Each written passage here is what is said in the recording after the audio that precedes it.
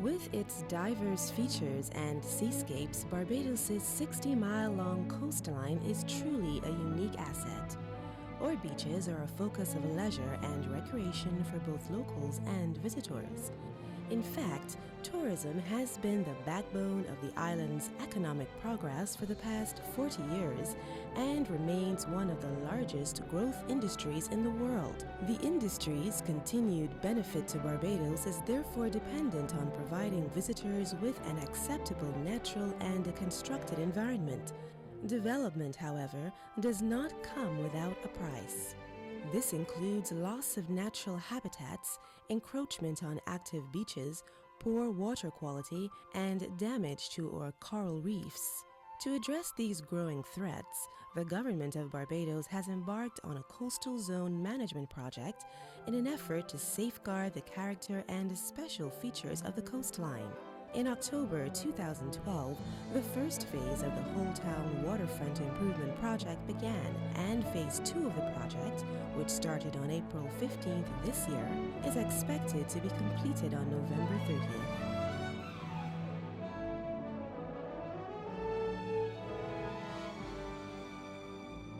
The southern boundary of the project is actually at the Whole Town Police Station, which coincides with where we completed works in the previous project under the Coastal Infrastructure Program. That's actually the northern boundary of that project. So from there you go past the Whole Town Lagoon, heading north past Church Point, and the northern limit of the project is Heron Bay. So that's a total of approximately 1.5 kilometers of shoreline. When you combine the two projects, it's approximately 2 kilometers of shoreline. And if you go a little further south to incorporate a private project done by beachlands developers, that represents almost 3 kilometers of shoreline where you have uninterrupted lateral access. There are a few aims and objectives. One, of course, is to address the coastal erosion on this part of the West Coast, but also to provide lateral access along the coast. You should be able to, at the end of this project, to walk from one end of the project site to the other along the beach quite easily. The same way we did on the South Coast with the South Coast Boardwalk. That one of the objectives of that project as well was to provide lateral access. Of course, we have a coastal road that parallels the beach, but the coastal road can be busy, traffic-wise, etc. And of course, it's just much nicer aesthetically to walk along the coast. So that's the second objective. But particularly shoreline enhancement and stabilization. That's the main goal of the project. We want to be able to maintain an optimum width of beach that can be used both by visitors and locals alike, and to be able to stabilize that beach over time, to be able to stabilize it also when there are extreme events like tropical cyclones that coming through, etc. These structures also address the issues of coastal hazards, and so in the design work, we take into account those things. In 2006, a study was carried out to assess the measures that can be taken to improve the shoreline while considering the health of the nearshore reefs and the impact on the beaches. It is both shoreline enhancement and protection, and also dealing with the issue of runoff and the stagnation in the Whole Town Lagoon. In terms of the shoreline enhancement works, there are a total of 11 groins, 2 offshore breakwaters, and 1 headland, which will achieve the objectives of anchoring the shoreline and providing protection for a specified event. A series of protective measures have been taken during the project to minimize any effect on marine life. Well, several steps are taken. The contractor has deployed turbidity barriers, and these are the yellow barriers that anyone would see down Whole Town, which sort of stop the sediment from coming further onto the reefs. So what they do is to contain the sediment, and also what they've done is to deploy sediment traps at the reefs so you can monitor the rate at which sediment is coming onto the reefs, because sediment is not good for the coral reefs. So that's what's been employed to control any impact onto the marine life. As construction continues, the project team will liaise with stakeholders so that there is minimal interference to businesses, homes, and beach access. We've taken several steps to minimize the disruption to the tourist sector. First thing we did is we split the project into 2 phases with a break during the peak tourist season. So the first phase was completed by December 1st, 2012, and we recommenced in the second phase on April 15, 2013, because we understood that nobody wanted the work to occur during that time. In relation to the construction schedule, what we did also is to schedule works in the immediate vicinity of hotels around closure dates. So a hotel may be affected in terms of the noise, the properties to the north and south, but directly in front of hotels, we're only doing work when the hotel is closed. Another important step is constant communication, because on a project of this nature, the changes to the schedule, we have to engage in continuous stakeholder communication so they understand exactly what is going on, how the businesses will be affected on a day-to-day basis. And that is really a job within itself and was handled by our project engineer on the ground. And that continuous communication is one of the critical aspects to one of the critical things that led to the success thus far in achieving relatively smooth progress on the job. Without the work of the Whole Town Waterfront Improvement Project, destabilization of the shoreline, depletion of coastal habitats, and further erosion would have been imminent. If there was not this intervention, there could be an expectation of reduced lateral access, because a lot of the structures which currently exist that provide lateral access were in a very poor state. Also, too, we could expect a continued erosion during the winter swell season, reduction in beach width, and ultimately deterioration of the structures in the area. In relation to the Whole Town Lagoon, you would have that consistent occurrence of stagnation and the consequent public health issues, and also to the inability to control flooding. So we could have anticipated the continuation of all those problems in relation to fish kills and bad odors, etc., occurring at the Whole Town Lagoon. Plans are also underway for further development and attractions in neighboring areas such as Folkestone. And within Folkestone, we are creating some pocket beaches because there has been significant erosion of that particular section of shoreline.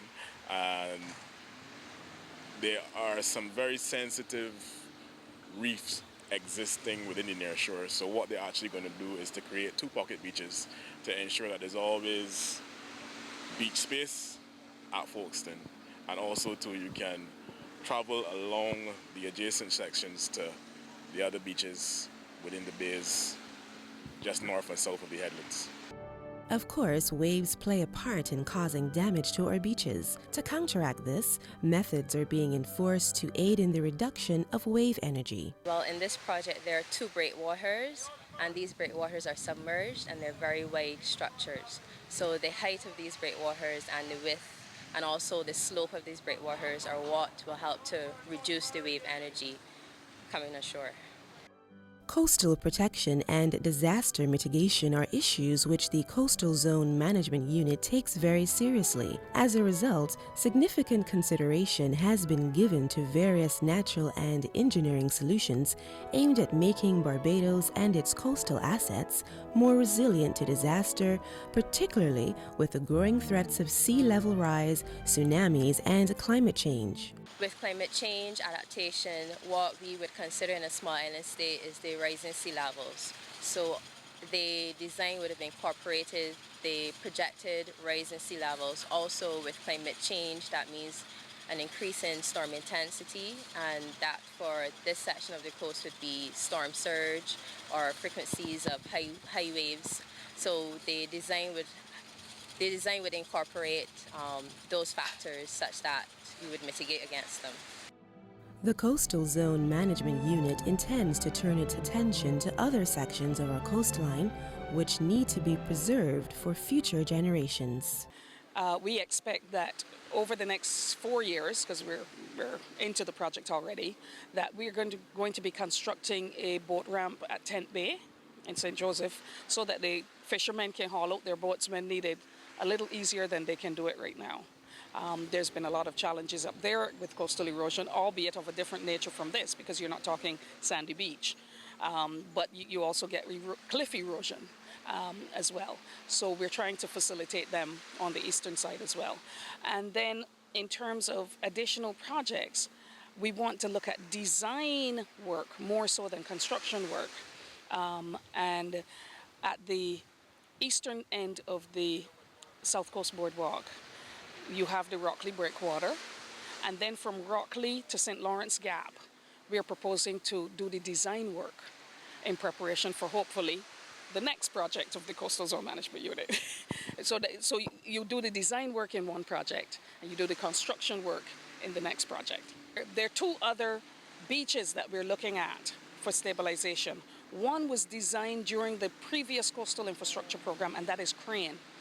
Crane, we have been able to track through the data collected the erosion, and we realized that Crane Beach has been eroding since 1955, and you can imagine why that would be. If you look at the aerial photographs, each decade after 1955, you see Crane Beach steadily and almost imperceptibly getting smaller and smaller and smaller over time. And so during the coastal infrastructure program, we did all of the preliminary designs, and now we just need to get the funding together in order to actually stabilize the beach at Crane. And then the other project would be that stretch that usually in the winter months, when there are winter storms up north, we have a lot of coastal erosion. That's in the Mullins Road View area going towards Speightstown in St. Peter. What we would like to do is to do a comprehensive study, because there are a number of structures, both private and public, that have been built in the area to try to stabilize the shoreline. But in terms of understanding how all of those structures interact with each other, that's what we would like to know, so that we are able to then go in and stabilize the entire stretch, just like we're doing here. So we're hoping that that will be added to the program as well at some point. It should come as no surprise that the construction of appropriate and well-calculated shoreline stabilization would be costly. In Barbados, we have developed an international reputation for well-designed, stable projects that last over time and require minimal maintenance over what may be as much as a 50-year design life. And the cost of this project is about 11 million Barbados dollars. But at the end of it, we will have over a kilometer length of shoreline that hopefully we will not have to bother about in terms of maintenance for a number of years to come. Projects for shoreline and beach enhancements, such as the Whole Town Waterfront Improvement Project, are essential for maintaining the quality of the coastal environment. In turn, this provides the basis for viable and sustained tourism, which contributes to the continued economic development of Barbados.